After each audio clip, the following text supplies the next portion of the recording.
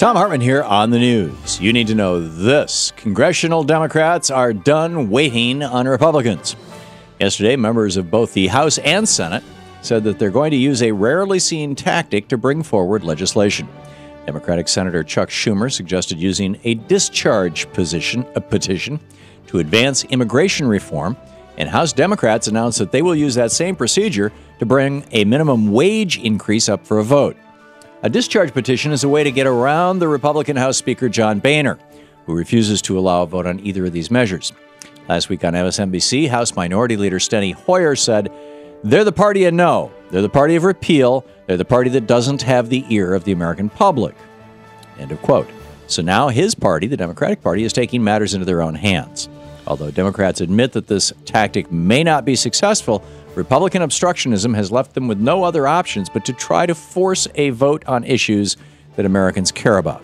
Moving forward with these discharge petitions for higher pay and immigration reform will also put political pressure on Republicans, who will have to explain to their constituents why they would not even allow a vote on these important topics. Democrats know that the American people are sick and tired of this do-nothing Congress, so they're taking a chance on a long-shot maneuver to get to work on the people's business.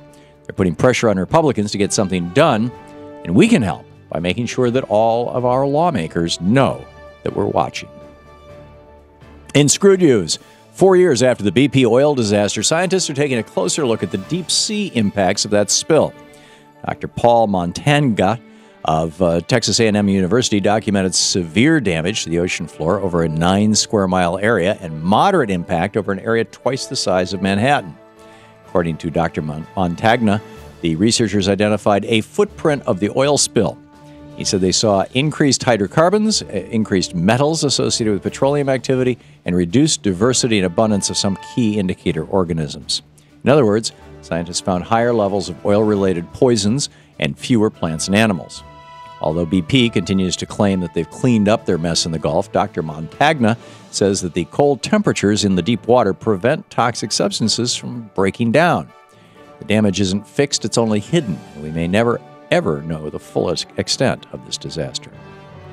In the best of the rest of the news, a federal judge says Kentucky must respect same-sex marriages done in other states.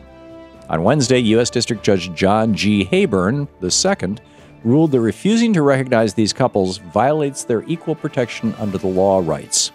Judge Hayburn wrote, "Once the government defines marriage and attaches benefits to that institution and definition, it must do so constitutionally. The government cannot impose a tradition or faith-based limitation upon a public right without sufficient justification for it." While this ruling is one more step toward LGBT equality, gay rights advocates say we must keep up the fight. Evan Wolfson of the group Freedom to Marry said, "It is wrong for the government to deny same-sex couples the freedom to marry the person they love, a freedom that is part of every American's liberty and pursuit of happiness." State by state, our country is recognizing that freedom, and these discriminatory laws are being relegated to the dark parts of our national history. According to radcast.org, radiation levels are calm and steady around our country today. Most areas are not seeing any spikes in their readings. Salisbury, Massachusetts is averaging 44 counts per minute with highs of 77, and Woodbury, Connecticut is holding steady at 45 counts per minute. Craig, Montana is sitting at 41 counts per minute with spikes to 56. Chico, California is averaging 31 counts per minute with spikes to 54. Portland, Oregon is also reporting 31 counts per minute. And Seattle, Washington is sitting at 31 with a high of 43 counts per minute. Radcast.org's alert level is 100 counts per minute. However, they remind us there is no such thing as a safe level of radiation.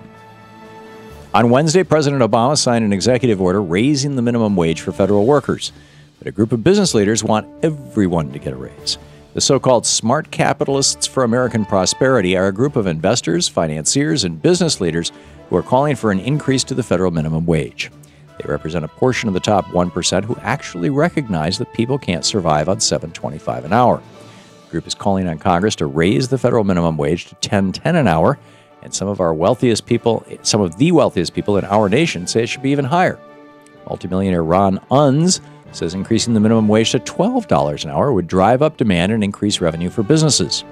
It's great news that federal contract employees will finally get a raise, but it's time for Congress to recognize that a living wage isn't only a moral issue, it's good economic policy.